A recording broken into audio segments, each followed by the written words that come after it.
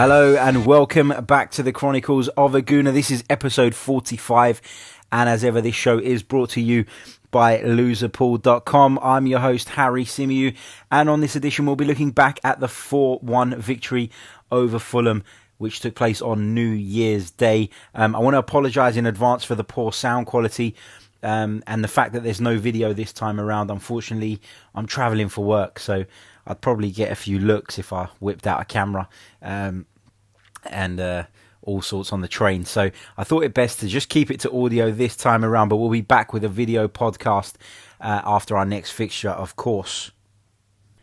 So as already mentioned on this show, I'll be looking back at that win over Fulham. We also have contributions from Mike Stavrou, Chris Davison and the Evening Standard's James Benj. So make sure you stay with us right until the very end. Right, going to kick off by looking at Unai Emery's team selection, as I always do. Some of the key points from his selection were that Lucas Torreira was rested. If truth be told, I thought he was pretty poor up at Anfield. And so Guendouzi was given the nod alongside Granit Xhaka in the middle of the park. Now, I'm not suggesting that's why Torreira didn't feature from the start, I should say. But, you know, let's be realistic, and I said it on the last podcast, Lucas Torreira looked absolutely shattered up at Anfield, and tired legs lead to mistakes, don't they? So I think Unai Emery was right to take him out of the firing line on this occasion. Lacazette and Aubameyang both selected from the start. Aubameyang once again operating from that left-hand side, with Lacazette playing through the middle. We had a back three of Mustafi, Koscielny and Sokratis, all three of our senior central defenders, and I was really intrigued to see how they would fare, because in recent weeks there's been a lot of talk about Unai Emery not having many options available to him, the fact that he's been unfortunate with injuries. Well, I guess at the start of the season you probably would have said this is our strongest back three if we're going to play with a back three. So yeah, like I said, really intrigued to see how we'd get on, and I'll come on to that a little bit later on. Ainsley Maitland-Niles returned to right wing-back, having played on the right wing for Arsenal up at Anfield, and of course grabbing himself a goal. That would have done him a world of good, confidence-wise, even though he did get spanked in the end. Mesut Ozil was ruled out again, a continuation of the knee problem that kept him out of the Liverpool clash. And of course, Aaron Ramsey started the game on the bench. Now, in the opening few minutes, Arsenal were moving the ball around really sharply. It looked as though Unai Emery had laid into the players following the Anfield annihilation, and that he'd really fired them up. And based on that, you felt at that point we were going to see a good, really strong Arsenal response. But we seemed to lose our way a little bit, and Fulham had two excellent chances, both of which fell to the young Ryan Sessegnon.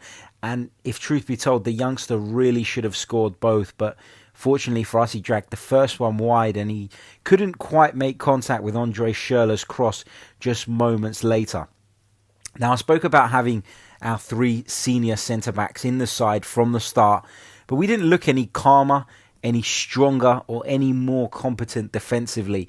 That was worrying, I've got to say. And having weathered that storm somewhat fortuitously, we opened the scoring on around about 25 minutes through Granit Xhaka, of all people.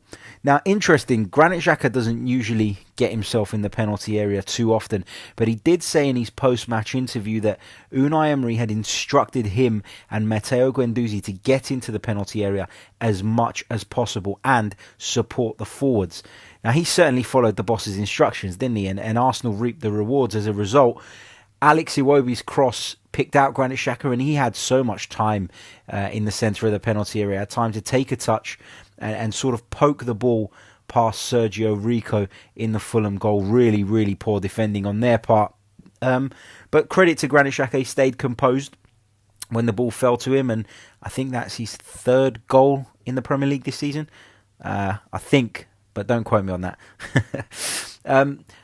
After that, I felt as though we regained control of the game. We went on to create a few good opportunities following the opener.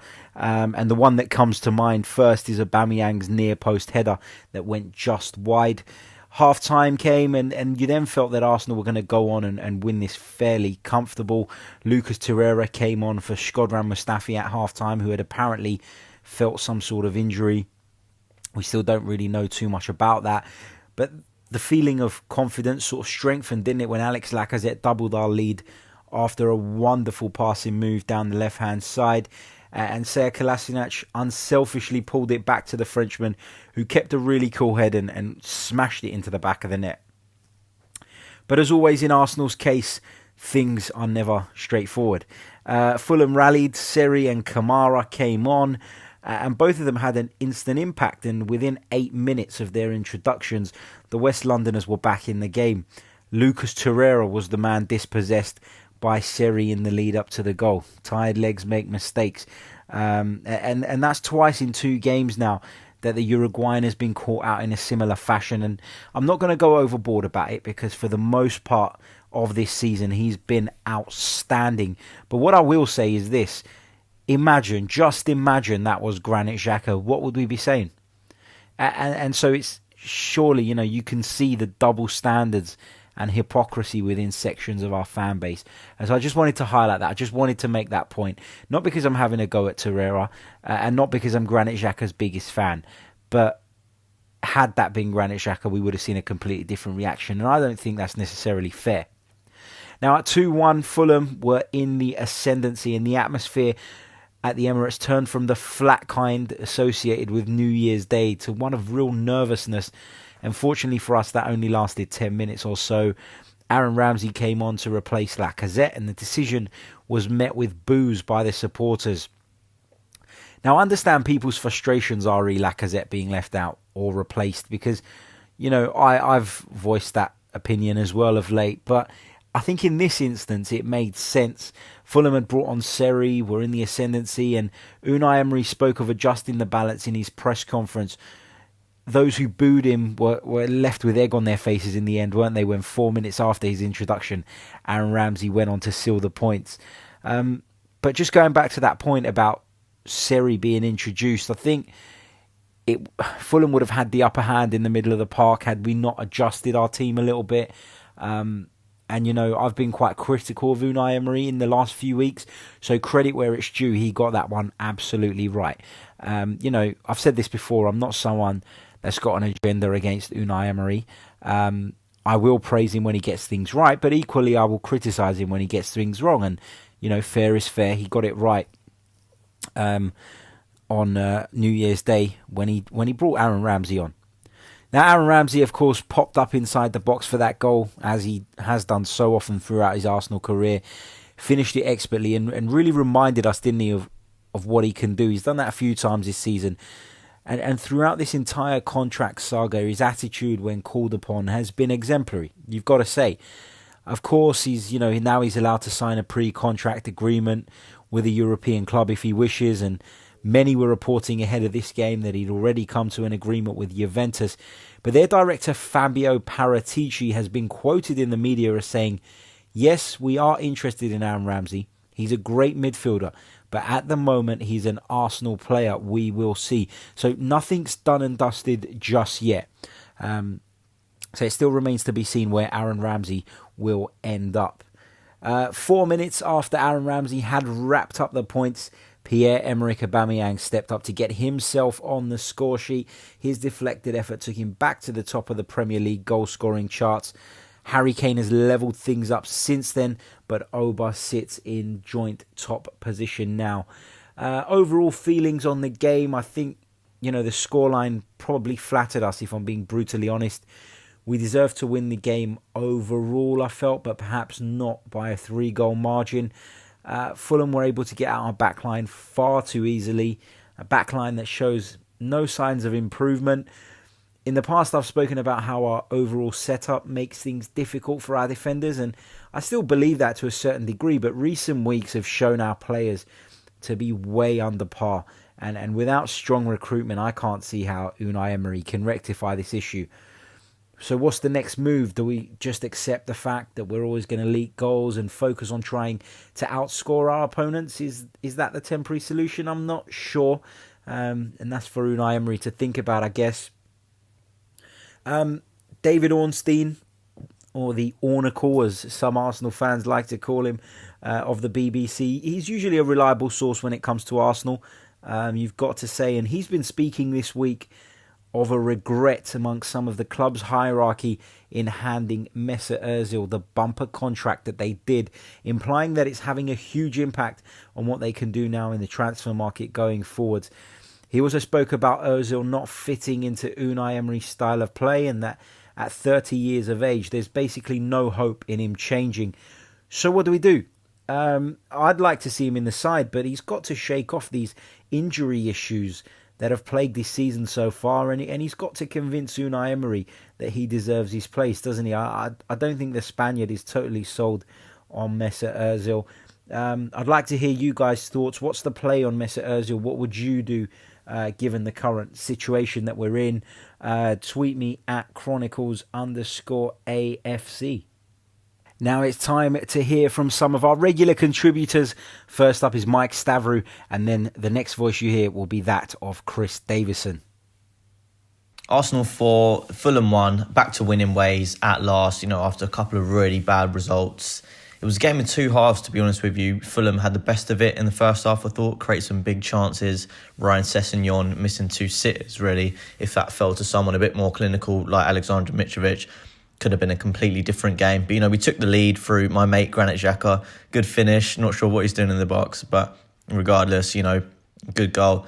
And then secondly, Alexander Lacazette, who was taken off to the discontent of a lot of fans. But, Emery was proved right when he brought on Aaron Ramsey and he scored, the decisive goal. Harry, I just got to bring up our defence because, what is going on? Constantly changing it, no semblance of organisation. The players don't look like they know what they're doing. I mean, I was defending Unai Emery on the weekend after the Liverpool game, saying that, he needs time and he needs money, he needs investment. But when you do see, a team that are second bottom dominating us in that way, it does really show that we need a big change. And, a part of that is going to come from the investment, but a big part of that needs to come from the coaching. And I think that Emery really needs to look at it and, hone down. I would say judge him after a year when he's actually had another window and a few more players that he needs to bring in. But it's not looking great, to be honest with you. But, we are back to winning ways. I think we need to take the positives. We can't be too critical. The only point I will make is that Emery, is he the boss that is going to take us back to the top? And for me, I'm not sure. When you look at Klopp and when you look at Guardiola, when they came in, they had their own philosophy and it was clear to see what they were doing, even though it didn't work straight away. Obviously, City didn't win it in the first season, weren't that great. Liverpool finished 8th in their first season under Klopp. You could see what was happening and you can see the kind of effect that the managers were having on their players. With Arsenal, we started that. I think playing out from the back is obviously one of Emery's big tactical tweaks and the high press. But defensively, it's just quite shocking, to be honest with you. And I think the time when we've defended the best was in the Spurs game in the 4-2. And I think that's because we defended collectively as a unit. And we're not seeing that of late. And I think we need to get back to that. This whole Ozil, Ramsey saga needs to be put to bed now. It's gone on way too long.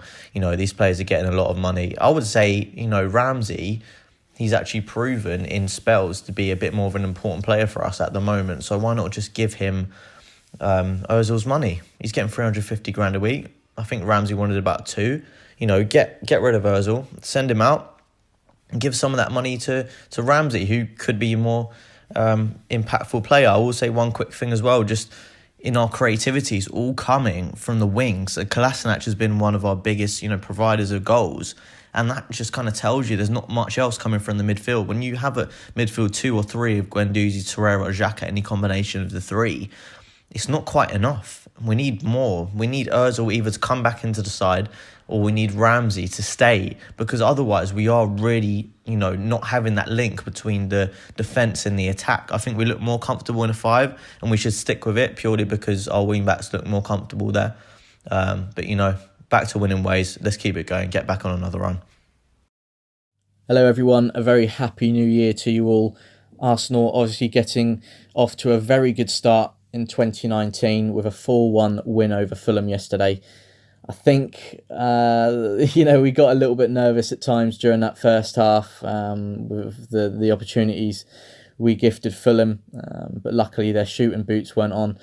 Ryan Sessegnon in particular, he could have put them at least 2 up in that first half. But, I think as the game went on, Arsenal grew into it more, started playing some good football, and obviously we got that first goal and went on from there really, and grew in confidence. I think obviously it's still a shame we conceded that goal, but look, it's the 3 points that matter, and it's a very important victory after that horror show at Anfield the other week. It was a game we needed to win today to get the heads of the players back up and the fans as well. Hopefully we can push on after yesterday now and get back into some good form. Sure, Unai and his team are working very hard to improve that defence, because obviously that is one of the main factors that is really letting us down most weeks at the moment. So hopefully we can see some improvements with that over the next weeks and coming months. And obviously now the January transfer window is open as well. So hopefully we can see 1 or 2 players come in that will add extra depth and quality to the team and really help us out. Before I end this voice clip, Harry, I just want to mention and talk about one of your contributors to your podcast, and someone who supports it as well. And it's about Claude from Arsenal Fan TV. I'm sure most of you who follow me on Twitter have seen that me and Claude have had a little bit of a disagreement. I just literally wanted to say that what I've had to say is nothing personal against Claude. I'm sure he's a top and really nice bloke, really. But I just did not agree with what he had to say after yesterday's game. We need to look at the positives at the moment, and instead of singling out Unai Emery and questioning his ability and quality as a manager, with bearing in mind he's only been in charge of us for 6 months, just talk about the win and focus on the positives, and support the manager, back the manager, because I honestly believe now is not the time to single out Unai Emery and start questioning him after his little time he's been in charge of us. We've finally got a new manager that I think most of us were all crying out for after Wenger's 22-year run with Arsenal Football Club. And now it's just a matter of if and when we are going to get back to the top. It's going to be a process which requires patience and support. And, I just think it was a little bit disappointing for me to read and hear what Claude had to say after the game, and not just him really. You see on social media, it's been quite a few people questioning Unai Emery and calling him out, and I just honestly totally disagree with that at the moment. Now is not the time to be doing any of that. All I'm wanting and all I'm asking for from every Arsenal supporter is just get behind the manager, support the team.